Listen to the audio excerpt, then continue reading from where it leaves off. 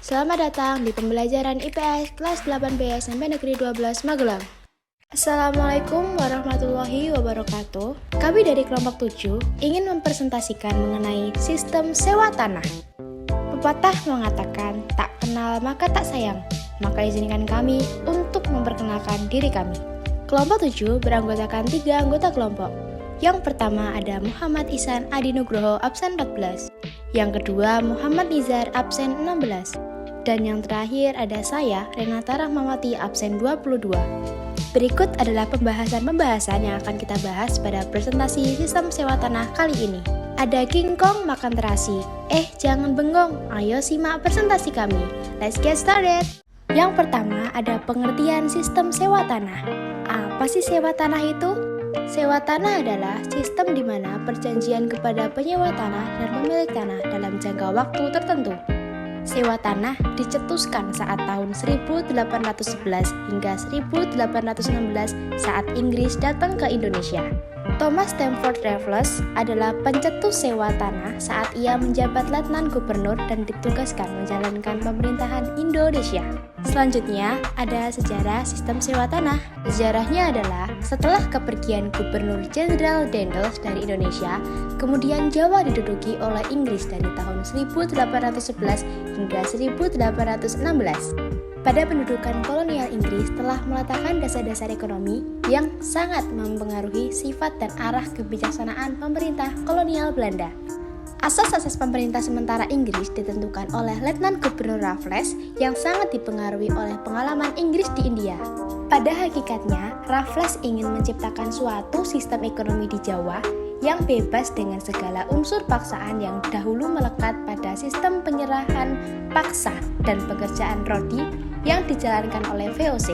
Dalam pelaksanaan kebijakannya, Raffles dipengaruhi oleh cita-cita revolusi Prancis dengan semboyannya kebebasan, persamaan, dan persaudaraan. Itulah sedikit sejarah dari sistem sewa tanah. Selanjutnya, ada ketentuan sistem sewa tanah. Apa aja sih ketentuannya? Yang pertama, petani harus menyewa tanah meskipun dia adalah pemilik tanah tersebut. Yang kedua, harga sewa tanah tergantung kepada kondisi tanahnya. Yang ketiga, pembayaran sewa tanah dilakukan dengan uang tunai. Dan yang terakhir, bagi yang tidak memiliki tanah, dikenakan pajak kepala. Wow. Oke, kita beralih ke penyebab kegagalan sistem sewa tanah. Urayanya adalah sulit menentukan besar kecil pajak bagi pemilik tanah, sulit menentukan luas dan tingkat kesuburan tanah petani, keterbatasan jumlah pegawai, dan masyarakat desa belum mengenal sistem uang. Terus, ada nggak sih pengaruh sistem sewa tanah bagi masyarakat? Tentu ada dong. Ada dampak positif dan juga ada dampak negatif. Kita mulai membahas dengan dampak positifnya terlebih dahulu. Dampak positif dari sistem sewa tanah adalah dikenalkannya sistem perpajakan kepada masyarakat, kerja paksa yang sudah dihapuskan dan sudah tidak diberlakukan, masyarakat bisa memilih secara mandiri tanaman yang ingin mereka tanam, dan yang terakhir dikenalkannya sistem ekonomi uang kepada masyarakat. Di sisi lain, ada juga dampak negatifnya. Apa saja? Yaitu tidak dikenalnya sistem uang yang membuat sistem sewa tanah berjalan dengan tidak baik. Adanya keharusan masyarakat untuk membayarkan pajak kepada pemerintah dengan menggunakan hasil bumi, adanya kerugian yang cukup besar bagi masyarakat, dan yang terakhir, timbulnya kebencian rakyat kepada pemerintah yang merupakan pemilik tanah. Selanjutnya, kita akan membahas tentang tujuan dari sistem sewa tanah. Apa aja sih? Yaitu mampu mengubah sistem ekonomi yang awalnya berupa barang menjadi sistem ekonomi uang secara bertahap.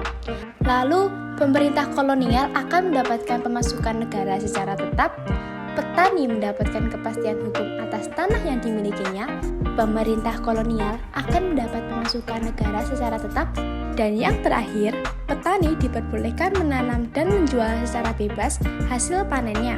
Hal ini bertujuan agar para petani semakin termotivasi agar bekerja lebih giat untuk memperbaiki kondisi kesejahteraannya. Di samping itu, ada pula perubahan yang timbul dari adanya sistem sewa tanah ini, yaitu ikatan yang bercorak tradisional dirubah menjadi hubungan perjanjian dan kontrak.